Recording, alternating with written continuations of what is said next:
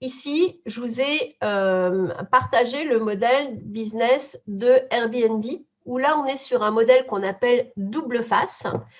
Donc, le business model double face, ça va être un client, donc là, le voyageur, qui va profiter d'une offre gratuitement, à condition qu'une tierce personne prenne en charge l'ensemble du financement.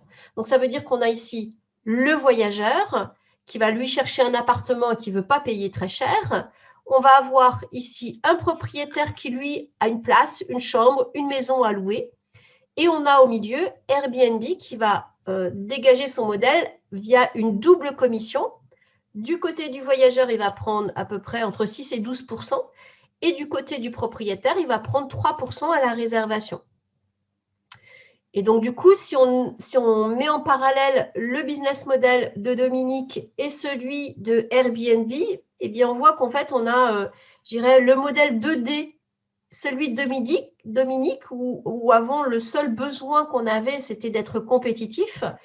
Et aujourd'hui, avec Airbnb, on a plutôt un modèle en 4D, où le dirigeant doit aussi apprendre à créer de la valeur en continu sur du long terme.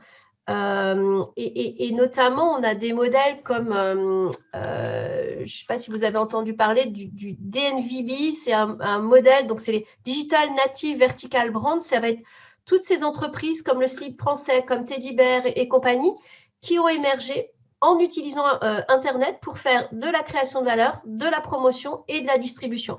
Et ça fait écho aux 3 piliers du numérique qu'on a vu tout à l'heure avec Gilles Babinet.